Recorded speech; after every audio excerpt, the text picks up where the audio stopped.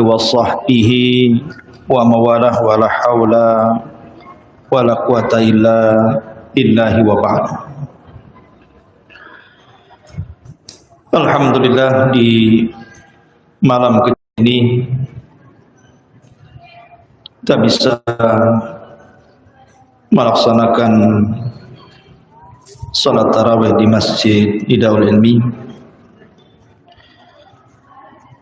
Dan malam ini kita akan membahas 10 penyebab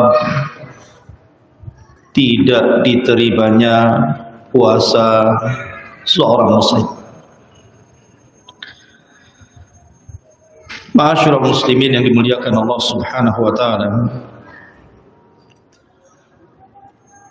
Ibadah puasa ini adalah ibadah yang cukup berat. Berbeda dengan sholat atau ibadah-ibadah yang lainnya. Karena rangkaian ibadahnya juga bukan hanya 1 hari 2 hari, tetapi sampai 1 bulan berturut-turut. Harus menahan lapar, menahan dahaga dan juga syahwat yang memiliki pasangan. Harus terhenti selama 1 bulan dari terbit fajar sampai terbenam matahari. Sehingga kalau seandainya ibadah yang berat ini tidak sampai diterima oleh Allah Subhanahu wa taala, tentu sangat rugi sekali.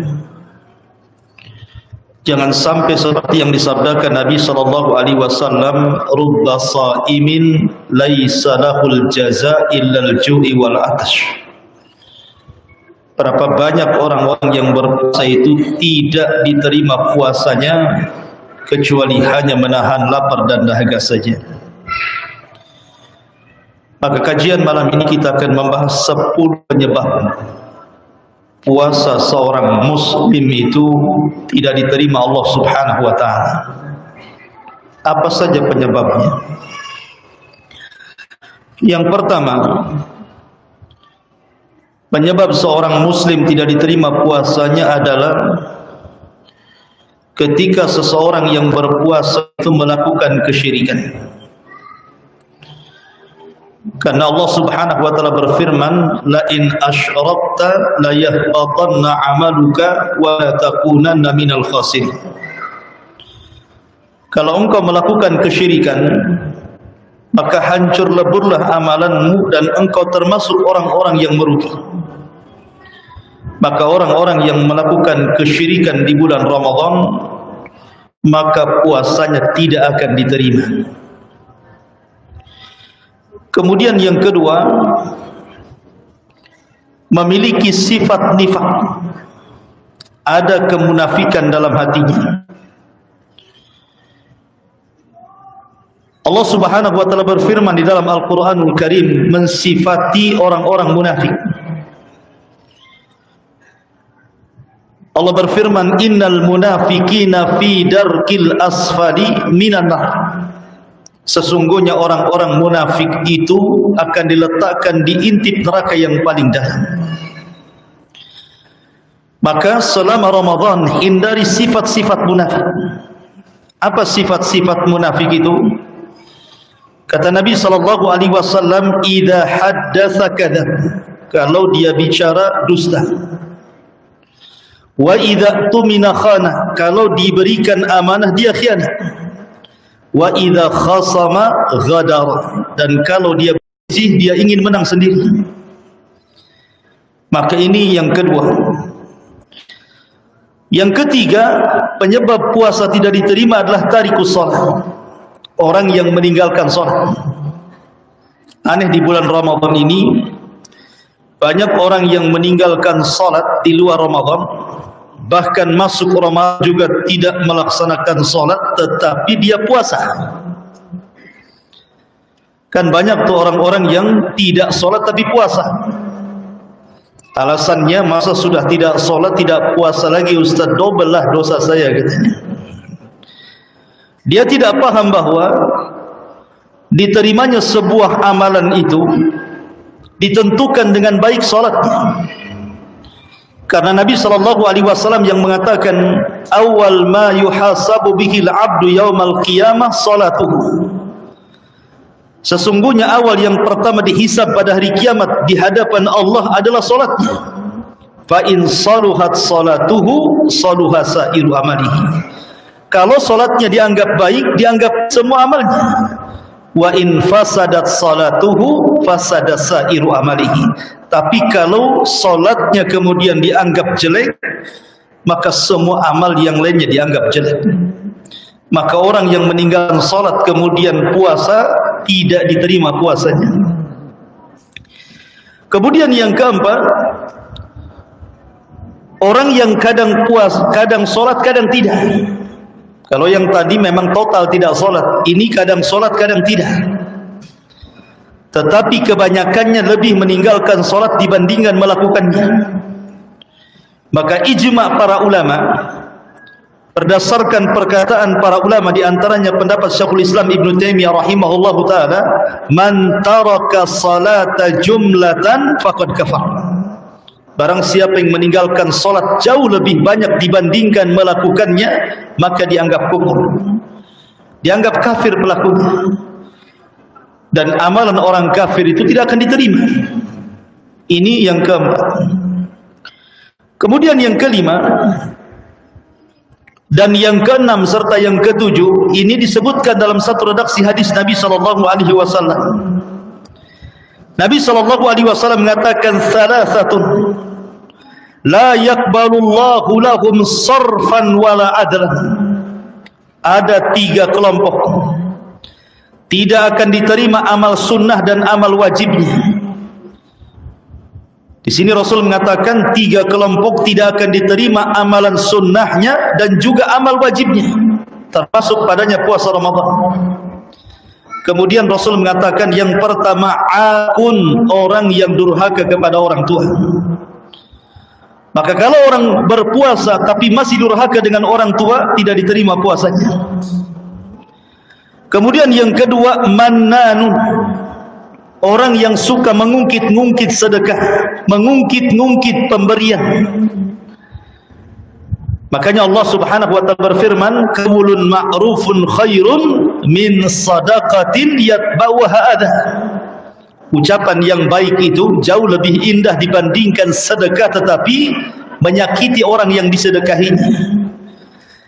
Maka orang yang berpuasa kemudian dia bersedekah, memberi makan orang yang berpuasa atau menolong fakir miskin, tetapi menyebut-nyebut kebaikannya, maka ini tidak akan diterima puasanya. Kemudian yang ketiga, wa mukadzabun bil qadar, orang yang berdusta atau mendustakan urusan takdir. Dia tidak yakin ada takdir, maka ini pun perkara yang bisa membatalkan atau tidak diterima puasa seseorang. Kemudian yang nomor 8, al-mustahzi biddin, orang yang istihza, orang yang mengolok-olok agama. Karena orang-orang yang mengolok-olok agama itu dianggap kufur. Allah Subhanahu wa taala berfirman, wala in sa'altahum la yaqulunna innama kunna nakhudhu wa nal'ab qul abillahi wa ayatihi wa rasulihi kuntum tastahzi'un la ta'tadiru qad kafartum ba'da imanikum. Apabila kau tanya kepada mereka, maksudnya orang-orang munafik di zaman Rasul yang mengolok-olok para penghafal Quran. Jadi orang-orang munafik ini sedang berkumpul memandang para sahabat, para qurra, penghafal Quran yang sedang bermajlis di hadapan Rasul. Tiba-tiba menyeletuk salah seorang di antara mereka dan mengatakan, kami tidak pernah melihat orang yang paling pengecut kecuali mereka. Kami tidak pernah melihat orang yang paling rakus terhadap dunia kecuali mereka. Kami tidak pernah melihat orang yang paling dusta ucapannya kecuali mereka. Tiba-tiba turun ayat ini. Wala in sa'altahum man khalaq wala in sa'altahum, apabila kau tanya mereka dengan ucapan itu, la yaqulunna, mereka akan mengatakan innama kunna nakhudhu wa nal'ab, kami hanya main-main saja dengan ucapan itu wahai Rasul. Maka Allah Subhanahu wa taala tegaskan, katakan apakah dengan Allah dengan ayat-ayatnya, dengan Rasulnya kalian bermain-main, jangan cari-cari alasan kalian sudah kufur setelah keimanan kalian. Maka istihza, mengolok-olok agama, menjadikan puasa seorang tidak akan diterima. Kemudian yang nomor 9, orang yang mendatangkan nawaqidul Islam, orang yang mendatangkan pembatal-pembatal Islam. Pembatal-pembatal itu bukan hanya dah solat saja, bukan hanya di wudu saja kalau orang kentut batal wudunya, tapi Islam juga bisa batal dengan mendatangkan pembatal-pembatalnya. Dan sebagian para ulama sudah menulis kitab tentang pembatal-pembatal Islam, di antaranya 10 pembatal Islam, nawaqidul Islam. Maka siapa yang mendatangkan pembatal-pembatal Islam tidak akan diterima puasanya. Kemudian yang terakhir, manin tasaba ila firqatin dhalah, orang yang kemudian menasabkan dirinya kepada kelompok-kelompok sesat dalam Islam, seperti mengikuti ajaran Ahmadiyah, mengikuti ajaran Bahaiyah, mengikuti ajaran-ajaran yang telah disesatkan oleh para ulama sampai ke taraf kufur, maka puasanya tidak akan diterima. Inilah sebab atau penyebab 10 kenapa puasa seorang hamba tidak akan diterima oleh Allah Subhanahu wa ta'ala. Kemudian pembahasan yang kedua, Ramadan ini adalah syahrul maghfir, bulan di mana kita mudah mendapatkan ampunan Allah Subhanahu wa ta'ala. Tapi di sana ada 4 penyebab orang itu tidak akan mendapatkan ampunan walaupun dia puasa, walaupun dia tarawih selama Ramadan ini. Dan itu disebutkan dalam satu redaksi hadis Nabi sallallahu alaihi wasallam, di mana disebutkan dalam hadis qudsi, yaqulun, mereka mengatakan, ya Jibril, ma sana Allahu fi hawaijil mu'minin min ummati Muhammadin sallallahu alaihi wasallam. Apa yang Allah Subhanahu wa ta'ala lakukan terhadap hajatnya kaum mukminin terhadap umat Muhammad sallallahu alaihi wasallam. Maka Jibril mengatakan, innallaha nadhara ilaihi, maka Allah akan memandang umat Muhammad ini, wa afa'anhum wa ghafara lahum.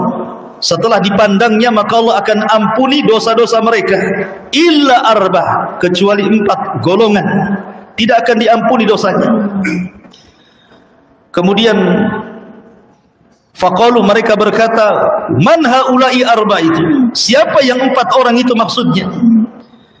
Kemudian disebutkan yang pertama, mudminul khamri, orang yang masih minum khamr. Di bulan Ramadan dia masih minum khamr walaupun tidak saat berpuasa. Pamannya dari pagi dia puasa sampai sore, ketika iftar pula bukan teobeng, minum khamr pula, tidak akan diterima puasanya. Kemudian yang kedua, qati'ur rahim, orang yang memutus silaturahim selama Ramadan, justru dia bertengkar dengan keluarganya, dengan kerabatnya, tidak akur dengan tetangganya, dia putus silaturahim. Walaupun dia puasa, walaupun dia tarawih, tidak akan diampuni dosanya. Kemudian yang ketiga, al-musyahin, orang yang menanamkan kedengkian dalam hatinya, masih ada dendam dalam hatinya, masih ada emosi dalam hatinya, masih ada hasad dalam hatinya, maka ini pun akan menghalangi ampunan di bulan Ramadan. Dan yang terakhir, al-aqu liwalidaini, orang yang durhaka dengan orang tua.